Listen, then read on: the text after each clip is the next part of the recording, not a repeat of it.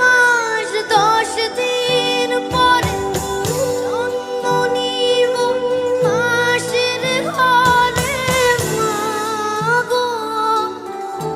10 মাস 10 দিন পরে জন্ম নিব মাসের ঘরে মাগো।